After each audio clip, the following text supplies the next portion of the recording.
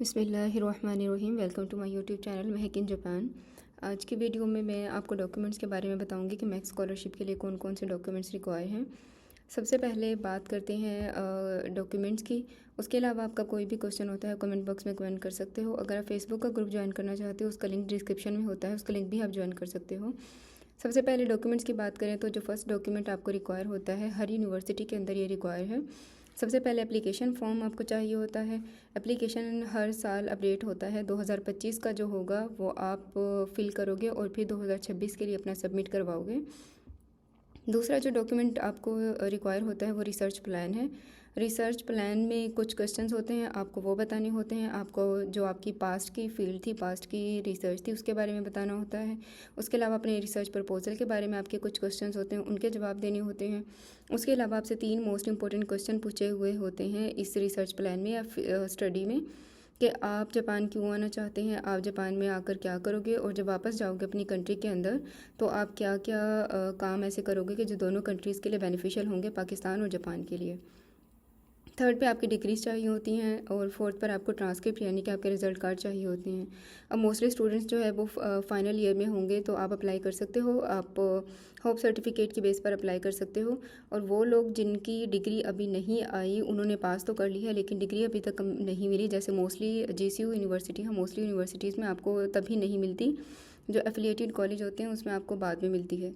तो अगर आपको नहीं मिली तो आप क्या करोगे, आप उसी यूनिवर्सिटी के अंदर जाओगे, वहाँ पर एक कंप्लीशन का सर्टिफिकेट बनवा लोगे जिसमें उसमें मेंशन होगा कि इनकी CGPA इतनी है और इन्होंने इस ईयर में पास किया है और इनको डिग्री जो है वो कमिंग मंथ्स में मिल जाएगी। तो एक कंप्लीशन का सर्टिफिकेट बनता है GCU से। अगर आप बनवाना चाहिए किसी भी यूनिवर्सिटी से तो वहाँ के आप ऑफिस में जाएंगे, क्लर्क ऑफिस में, वहाँ से ईजिली बन जाता है।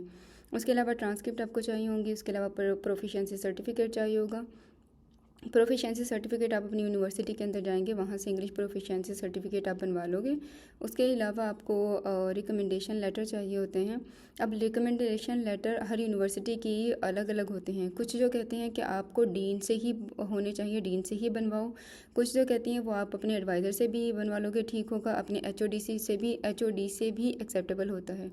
अब वो कुछ यूनिवर्सिटीज़ होती हैं वो कहती हैं कि आप इस तरह का रिकमेंडेशन लेटर बनाओ कि वो सिर्फ उस यूनिवर्सिटी के डीन को ही आप सेंड करो, मतलब उनके नाम ही वो लिखा जाएगा। जैसे आप एक लेटर लिखते हो, लेटर की तरह वो आएगा जिसमें मेंशन होगा कि ये हम डीन की यूनिवर्सिटी के डीन को लिख रहे हैं। तो वो कुछ हर यूनिवर्सिटी की अलग अलग डिमांड होती है। आप जब अप्लाई करना चाहोगे तो आप उसकी वेबसाइट पर देख लोगे कि इनकी रिकमेंडेशन लेटर में इन्होंने कुछ मेंशन किया हुआ है। अगर नहीं किया हुआ तो आपके HOD का या आपके एडवाइज़र का भी, प्रोफेसर का भी चल जाता है उसके अंदर। नेक्स्ट आपको वर्क एक्सपीरियंस चाहिए होता है। वर्क एक्सपीरियंस अगर आपके पास है तो आप अपना एक सर्टिफिकेट या लेटर बनवा लोगे अपनी जहाँ पर आपने जॉब की है। उसके अलावा हेल्थ सर्टिफिकेट चाहिए होता है। हेल्थ सर्टिफिकेट भी हर साल का अपडेट होता रहता है। इस साल का जो होगा वो आप किसी भी गवर्नमेंट हॉस्पिटल में लेकर चले जाओगे, एक ही दिन में आपके टेस्ट हो जाएंगे और अगर आप ठीक होंगे, टेस्ट ठीक होंगे तो आपको फिल करके उसी दिन दे देंगे या नेक्स्ट डे आपको दे देंगे। उसके अलावा पासपोर्ट रिक्वायर होता है, ID फ़ोटोज़ रिक्वायर होती हैं। तो ये एक बेसिक डॉक्यूमेंट है इसमें मैक्स स्कॉलरशिप में अप्लाई करने के लिए। उसके अलावा एंट्रेंस एग्ज़ाम का आप लोगों ने पूछा हुआ है। एंट्रेंस एग्ज़ाम अभी नहीं होगा। एंट्रेंस एग्ज़ाम आपका अलग अलग सिचुएशन में होता है। कुछ यूनिवर्सिटीज़ का पहले होता है अप्लाई, मतलब जब आप अप्लाई करोगे कुछ यूनिवर्सिटीज़ आपको रिकमेंड करने से पहले ही कह देंगे कि हम आपका एंट्रेंस एग्ज़ाम लेना चाहते हैं। कुछ यूनिवर्सिटीज़ का एंट्रेंस एग्ज़ाम जापान में आने के बाद होता है। तो ये यूनिवर्सिटी पे वेरी करेगा, जिस यूनिवर्सिटी में आप अप्लाई कर रहे हो उसकी वेबसाइट पर जाके देख लो। अगर आपको वेबसाइट पर भी नहीं मिलता तो हर स्टूडेंट अफेयर की ईमेल वहाँ पर मेंशन की हुई होती है। आप उनसे स्टूडेंट अफेयर या स्टूडेंट एडमिशन ऑफिस से आप कांटेक्ट कर सकते हो। कोई भी डिटेल आपको लेनी हो आप इजीली वहाँ से ले सकते हो। तो अब ये पीक टाइम है। मोस्टली यूनिवर्सिटीज़ में स्कॉलरशिप ओपन हो गई हैं। सितंबर में अब ओपन हो जाएंगी, कुछ में नवंबर में ओपन हो जाएंगी।